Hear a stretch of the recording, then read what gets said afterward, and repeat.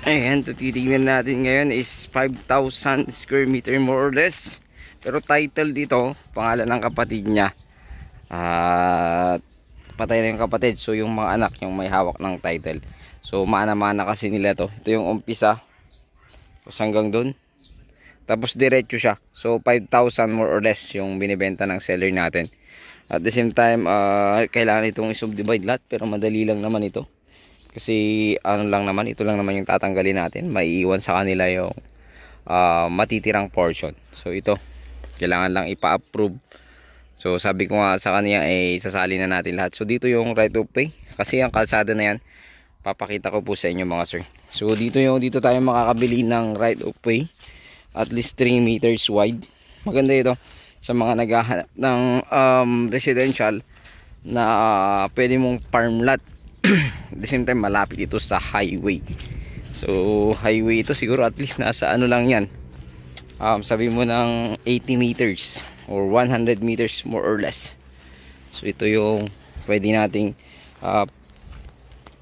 bilhin ng daan. So dito naman kasi hindi na ito nagagamit, kaya pwede tayong bumili dito ayon sa seller natin. Or dito i-develop daw natin ito kasi ito irrigation to.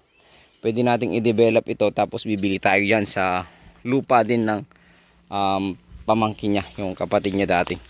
So maganda rito ay pwedeng tanungin natin kung magkano yung presyo nila. Pwede rin namang LS or sa kanila. So ayan, sabihin na natin 100 meters, wala pang 100 meters to. Ayan, highway na po yan mga sir. Ayan, highway na. So napaka lapit. Tsaka ito yung irrigation, possible ito malang araw magagawan ito ng daan kasi nga irrigation po ito, irrigation road po kasi. So lahat naman ng irrigation dito ay ginagawa ng daan, pero sa ngayon hindi pa natin alam kung kailan. So magiging free yung daan mo, pero sa ngayon pwede tayong bumili dito. Makiusap daw sila dito sa Perks.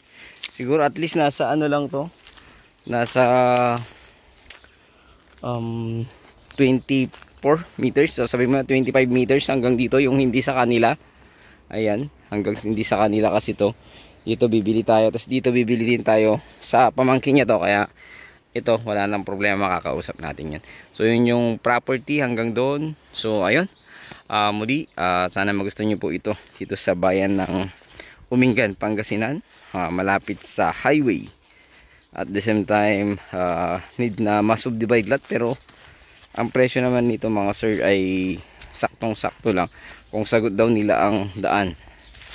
Tsaka yung tawag doon, yung subdivide lot approved plan ay hanggang ano lang daw po sila, 1.5. Pero kausapin natin mga sir, makasakali makabawas tayo, saka sakali or kunin natin yung pinakasagad nila, tapos tayo na po ang bahala. So ayun, muli, ito pong yung lingkod, Joel. Sana magustuhan nyo po yung property na ito, located sa Umingan, Pangasinan. Kung makikita nyo po dyan, no, marami nang nakabili dyan. Mga subdivide lot po yan mga sir.